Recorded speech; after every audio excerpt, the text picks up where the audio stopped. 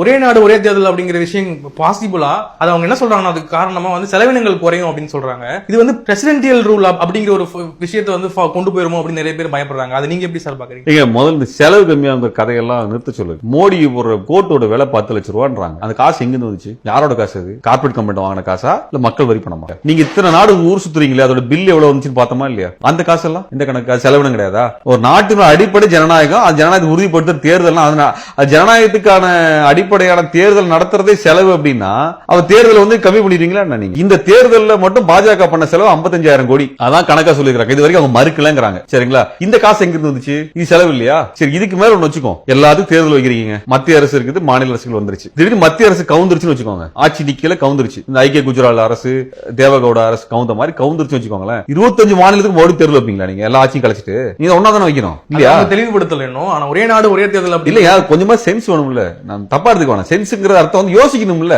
சரி, ஆட்சிக்கு வந்துருச்சு, எல்லாத்துக்கும் ஒன்னா தேர்தல் வைக்கணும். எல்லா இடத்துலையும் தேர்ந்தெடுத்து முதலமைச்சர்லாம் உட்கார்ந்து இருப்பாங்க. அப்ப மத்தியில வந்து ஆட்சிக்கு வந்துருச்சுப்பா, எல்லா தேர்தலையும் எல்லா மாநிலத்திலும் நீங்க ஆட்சி கழிச்சிருவீங்களா?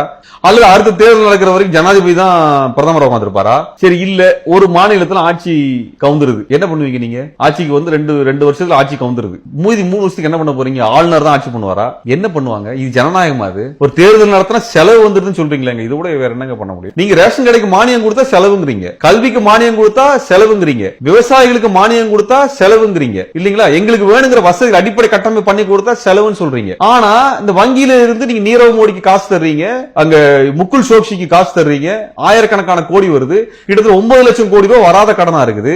அதுல 30 பேர் மட்டும் கிட்டத்தட்ட 3 லட்சம் கோடி ரூபாய் கடனா திரும்பி வாங்கிட்டு திரும்பி தராம இருக்கிறான். அதெல்லாம் செலவு கணக்கு கிடையாதா? அதுல யார் காசு? மக்கள் காசு தானே. எங்க காசு தானங்க. உங்க காசு, என் காசு. அதுக்கு பதில் என்ன பண்ணுவீங்க? அதெல்லாம் அப்படி விட்டுறலாம். வராத காசு 9 லட்சம் கோடி அப்படி விட்டுறலாமா? அப்ப ஏதோ 5000 கோடி செலவு பண்ணி நீங்க தேர்தல் நடத்துறதெல்லாம் வந்து நீங்க பெரிய செலவு சொல்றீங்க. அப்ப இவங்களுக்கு நோக்கம் அது இல்லைங்க.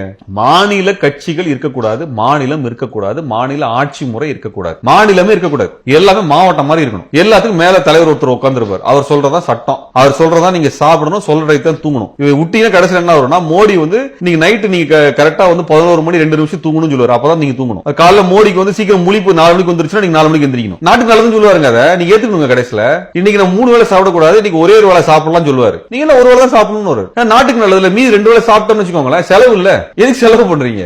அதை நீங்க மிச்சப்படுத்தலாம்ல. அப்ப நீங்க இதெல்லாம் விட்டீங்கன்னா கடைசி அங்கதாங்க வந்து நிக்க போகுது. நீங்க எதுக்கு எல்லாம் சட்டை போடுறீங்க? வெயில் தான் வருது, யாருமே சட்டை போடாதீங்கன்னு சொல்லிட்டா என்ன பண்ணீங்க? நீங்க சட்டை செலவு மிச்சம் சரியா போயிருமா? சட்டை போட்டீங்கன்னா தான் உங்களுக்கு வந்து சட்டைக்கு செலவு வருது. சட்டை போட்டா வேர்க்குது, வேர்த்தா உங்களுக்கு வந்து உடம்புல பல வியாதிகள் வருது. இதனால சட்டையே வேண்டாம்னு சொல்லி முடிவெடுத்து சிக்கன நடவடிக்கை எடுத்துட்டாங்கன்னா நீங்க விட்டுருவீங்களா? அதை